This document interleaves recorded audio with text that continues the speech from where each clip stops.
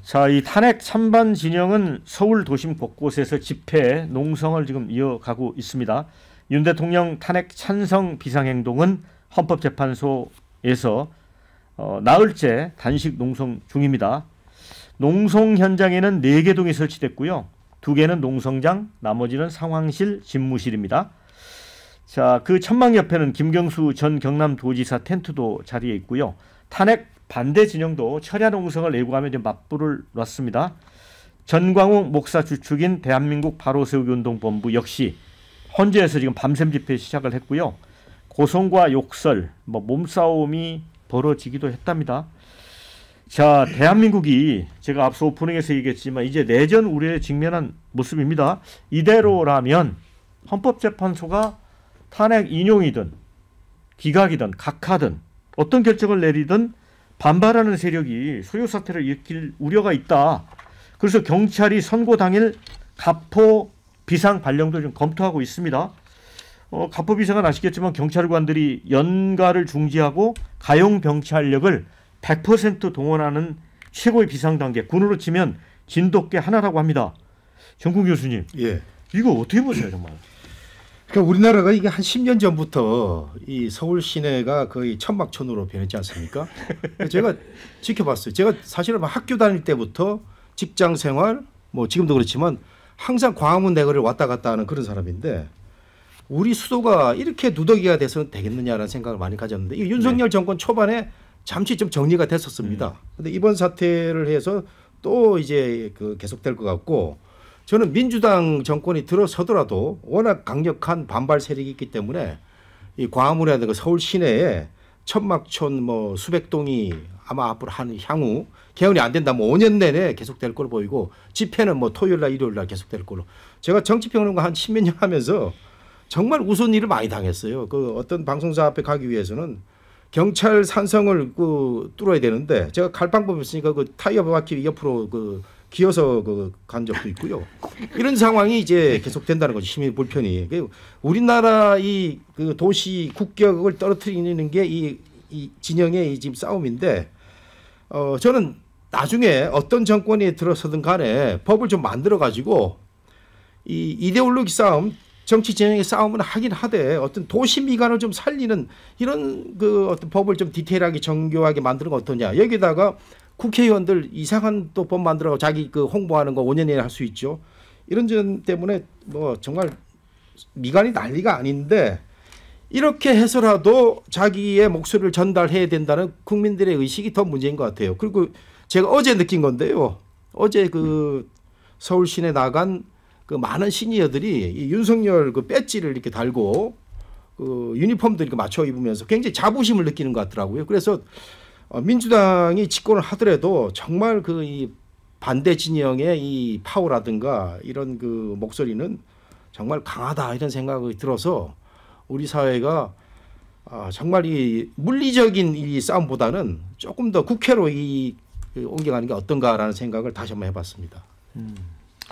그러니까 이제 제가 오프닝에서 말씀드렸는데 월터 교수가 이제 아노크라시라는 개념을 써서 독재 국가고 민주국가 사이의 중간 국가에서 이제 내전이 발발한다 이런 얘기했는데 이렇게 보면 우리나라가 지금 많이 후퇴한 거예요.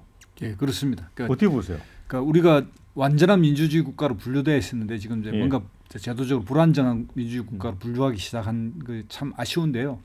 정군기 교수님 말씀대로 저도 이게 뭐냐면 대한민국이 외국인들이 여행 왔을 때 참 자유의 바람이 있다라는 느낌이 있을 겁니다. 그런데 K 콘텐츠 이런 걸 영향을 받아 왔는데 문제는 뭐냐면 이런 천막이나 프랭카드 이런 것의 부분이 너무 이제 규제가 안 되고 그 자체가 그냥 허용되다 보니까 지금은 이제 만약에 이제 세월호 때 세월호 유가족이 했다 그럴 때 이게 이제 정당적 영향이 있다고 생각해서 또 다음 정부에 바뀌면 다음 정부에 또 불만이 있는 사람이 하고 그러니까 이게 이제 계속 악순환이 돼서 이제 지금은 양쪽이 다 이제 천막을 설치하는 일이 벌어졌습니다.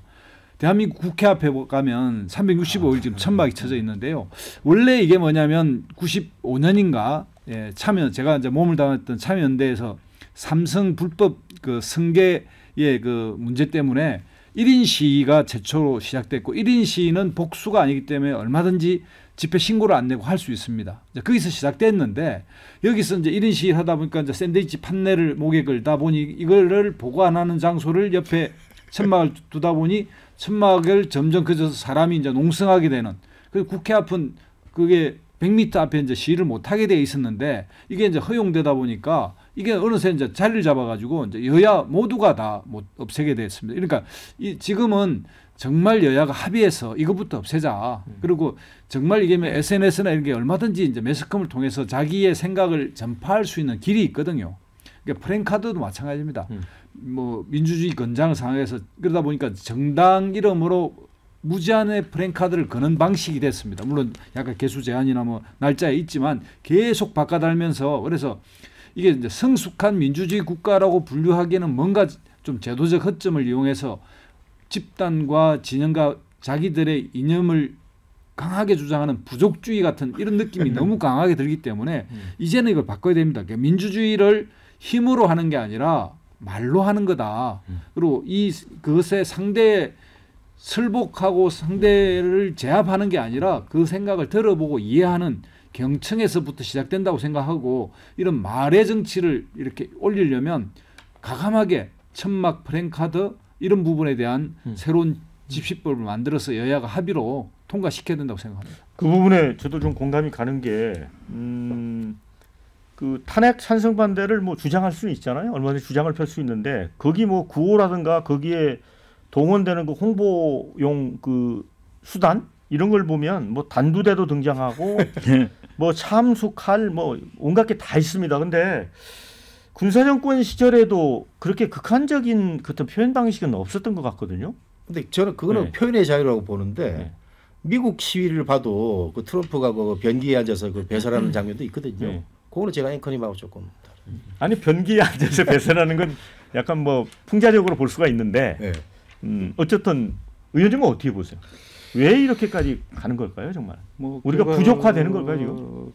결과적으로는 이게 그 미국의 트럼프 대통령이 의회 습격한 부분에 대해서 우리가 또 보면서 우리도 그럴 수 있다라고 하는 영감을 얻는 부분들도 있는 것이고 또 근본적으로 보면 우리 사회에서 특히 한국처럼 고성장 사회에서 스트레스가 많은 사회에서 이것을 해결해 줄 수 있는 정치가 그 문제를 흡수하고 해결해야 되는데 해결이 안 되니까 다른 방식으로 그게 격앙돼 있는 것 같고 그것은 우리 정당들은 편승하는 경향이 있잖아요. 예, 우리만 그런 것이 아니라 전 세계가 다 그렇습니다. 궁극적으로 보면 어쨌든 현대 자본주의 국가가 실제로 정당성을 자꾸 상실해가고 정치 권력들이 일반 국민들의 이익을 대변하지 못하기 때문에 나오는 부분인데 이제 저는 오히려 그런 표현들은 우리가 워싱턴을 가든 어디를 가든 그런 표현들 얼마든지 있을 수 있는데 서부지법 뭐 돌격이라든지 이와 같은 정말 법적 테두리를 뛰어넘는 부분만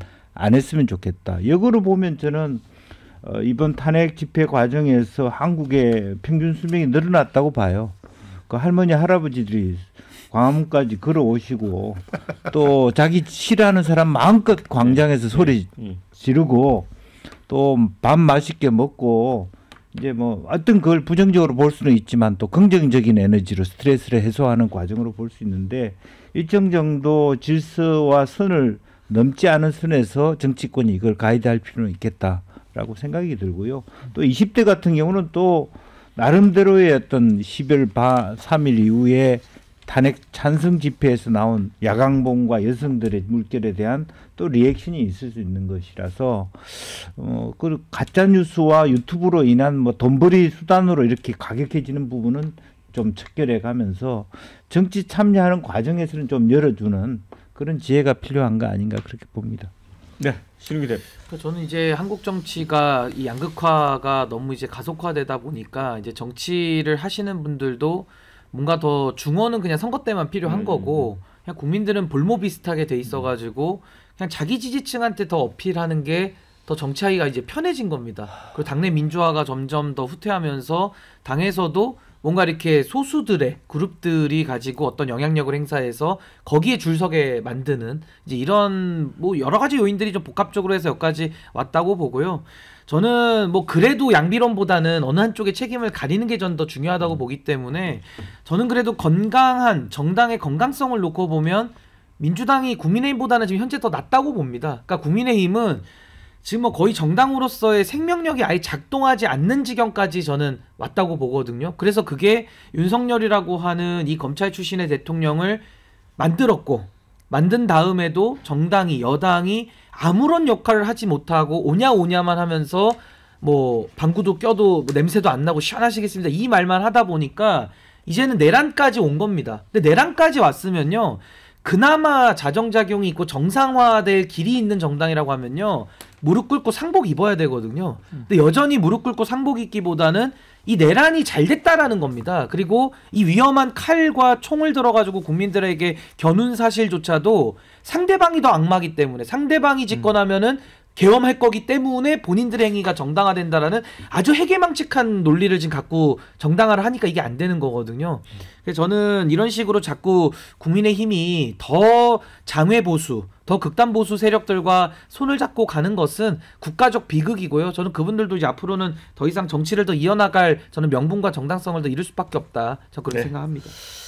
자, 댓글 좀 소개를 해드립니다. 파면될 때까지 이제 생업도 접고 집회 나갈 겁니다. 이런 글 주셨고요. 반면에 광화문 광장은 시민들의 것이지 좌우 광신도들 것이 아니다.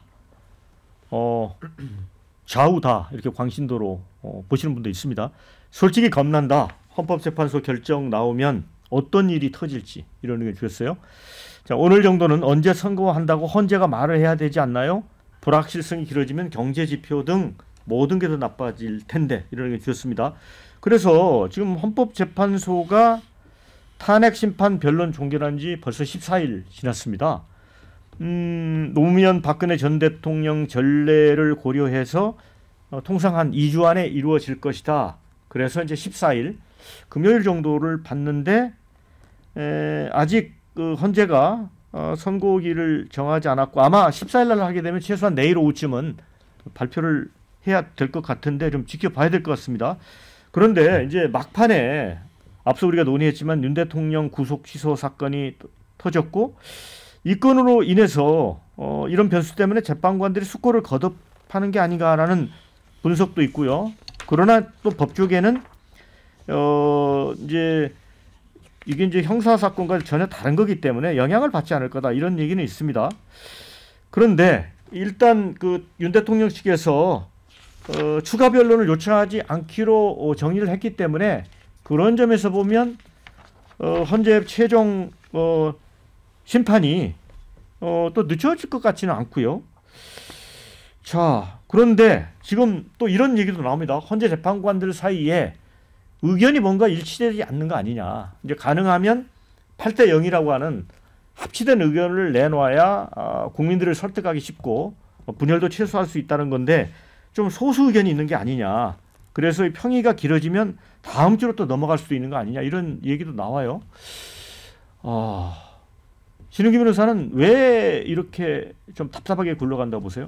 아니 우선은 헌법재판소가 지금 굉장히 좀 어려운 처지에 있는 거는 사실인 것 같습니다. 왜냐하면 이게 단심제기도 하고 워낙 지금 정치적으로는 양분대에 있는 상황, 그러니까 과거의 박근혜 탄핵이라는 것은 검찰이 칼을 휘둘렀기 때문에 거의 고요하게 완사이드하게 탄핵을 추진했었거든요. 근데 지금은 검찰이 칼이 안 들어가니까 뭐가 정리가 안 되는 상황에서 논란만 더 증폭되는 이런 상황에서 정치적으로만 각자 주장만 지금 늘어놓고 있지 않습니까? 그런 상황에서는 전 헌법재판소가 지금 굉장히 어려운 국가적인 책임을 다하고 있다라고 생각이 들고요.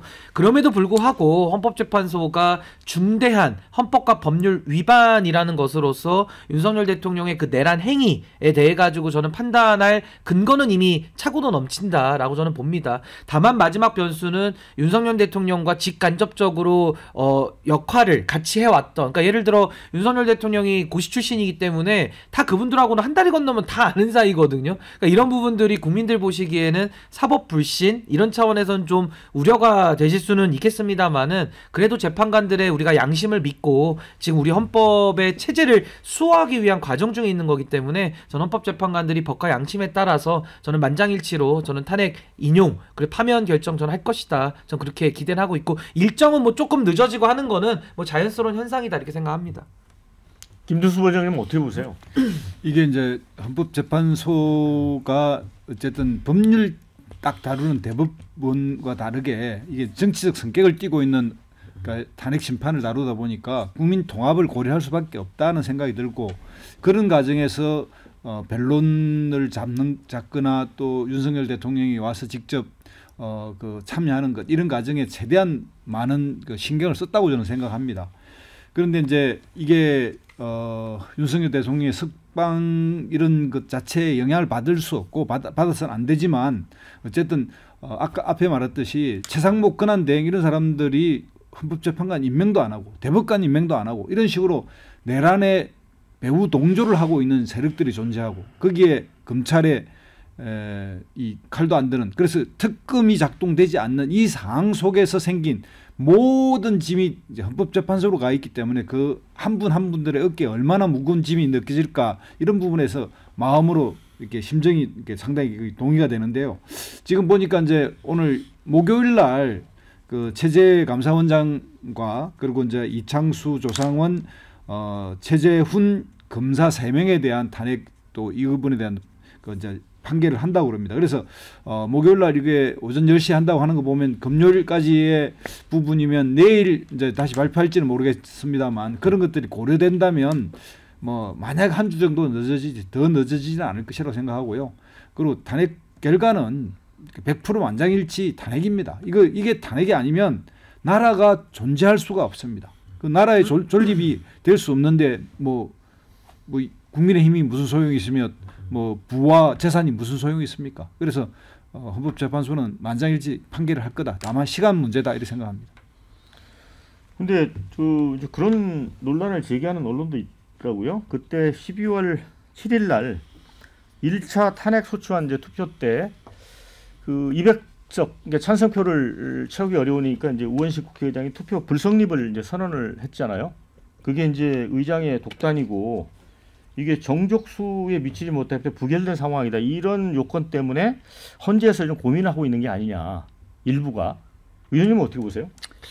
뭐 그런 부분은 저는 뭐 정확하게는 잘 모르겠고요. 또 우선은 뭐 한덕수 총리 부분도 뭐 과반이냐 3분의 2냐 부분에도 아직까지 답을 안 내는 부분으로 봐서는 조금 그것은 좀 뭐 큰 절차적 가져가 없는 것으로 보지 않을까 생각이 들고 제가 마음에 걸리는 건 사실은 이진숙 방통위원장 때 4대4 나온 부분 쪼개진 거 의견이 그것이 아주 심상치 않다라고 느껴지는 부분이고 지난번 박근혜 대통령 때는 안창호 대법관이 사실은 소수 의견을 아마 7대1 정도를 하려 하다가 최종적으로는 그때는 8대0으로 하면서 기본적으로 어떤 표기하는 식으로 했는데 이번에는 그런 의미에서 조금 지난번보다 더 고착화된 측면이 없잖아 있어서 소위 8대0이라고 하는 콘클라베 방식은 이미 헌재 안에서도 좀 포기한 거 아니냐. 그걸 가져가려면 시간이 넘어갈 수 있다라는 판단이 있어서 실제로 국민통합을 위해서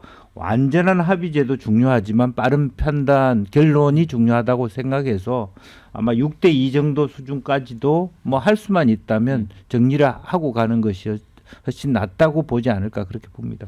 그럼 김영주 의원님은 아까 김두수 본장님처럼 8대0으로 만장일치로 인용이 될 거다 이렇게 가능성은 없다고 보시죠? 저는 뭐 실제로 저는 이 사건은 8대0이어야 된다고 봐요.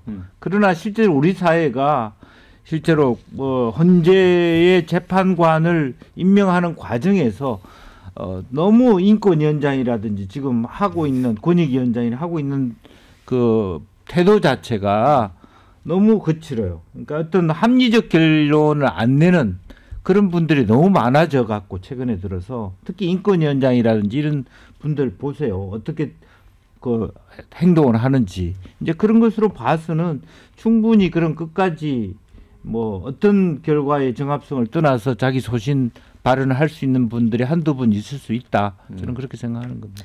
정국기 교수님은 네. 어떤 결론을 내릴 것 같습니까? 헌재 재판관들이? 예, 뭐 저는 당연히 그 파면이죠.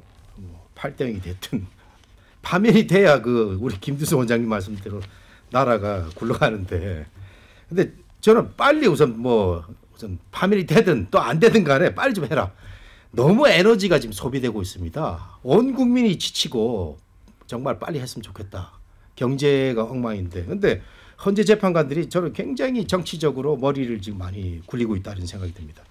이 헌재 재판이 이게 정치 재판입니다. 이게 법관들이 하는 그런 법리적 해석을 하면서 하는 정치 재판이기 때문에 이게 법 자구를 가지고 따지기 시작하면 끝이 없어요. 이번에도 그 지기현 재판부는 2심이나 3심에서 다뤄줬으면 좋겠다 했는데 검찰 쪽에서는 또 그러지 않아 가지고 우습게 되고 그 재판사의 결론은 교과서나 시험이나 일선 그 법관들이 무슨 소리야 240시간이 아니고 날짜로 해왔는데라고 반박이 날 정도로 상식적이지 않은 그런 판결을 내린 그것도 저는 일종의 정치적 영향을 받는다고 보는데 박근혜 그 탄핵 때 보면 말이죠. 그 청와대도 그랬고 저도 그 총편사 제 친구 사장으로부터 들은 얘기가 이번에 기각되니까 열심히 그 디펜스를 좀 해줬으면 좋겠다는 얘기를 들었는데 결론은 낫지 않습니까? 근데 그때도 사실은 그 박근혜 쪽에서는 억울한 점이 많았어요. 직권 남용도 억울했고 공동지갑도 지금도 그는 얘기가 안 되는 건데 팔땡이 그 정치 재판이거든요. 근데 이번에는 정치 재판이긴 한데 이게 사안이 너무 크단 말이죠. 온 국민이 눈앞에서 지켜보는데 군인들 동원해 가지고 국회에서 야당 대표 붙잡아 놓고 정치인들 무력화시킨 다음에 할 거다. 사실은 우리 정치사에서 이거 국회의원들 잡아놓은 경우가 한 번 있습니다. 이승만 정권 때 전쟁 중에 한 번 있었는데 그 이후에 처음이거든요. 이거는 대통령이 파면될 수밖에 없는 사안인데 이 헌법재판관들이 너무 광장의 눈치를 보는 그런 느낌이 들어서 저는 빨리 좀 했으면 좋겠다. 파면 나도 내란 행명 안 일어나고요. 기각이 돼도 안 일어날 것 같으니까 빨리 좀 했으면 좋겠다 이런 말을 드리고 싶습니다. 네. 근데 이제 민주당이 어쨌든 이제 최근에 강경한 모습을 보이는 것 중에 하나는 내부에서도 마은혁 재판관을 투입해야 되는 거 아니냐는 의견도 나온다고 합니다. 그러니까 아까 우리 김영주 의원님 말씀해주신 대로 방통위원장 그 사건 때 4대4로 이제 쫙 갈렸는데 이번에도 3명 정도가 약간 소수 의견을 고수하고 있는 게 아니냐. 그런데 이제 문제는 마은혁을 이제 투입을 하면 또 변론기일이 늦어지고 그러면 3월 16일 날 이재명 대표의 선거법 2심 재판 결과 나오는데 그거보다 더 늦어져 버릴 수 있다. 그런 데 대한 고민도 있다고 그래요. 오늘 몇몇 언론에서 썼더라고요. 이건 어떻게 보세요, 김도수 원장님?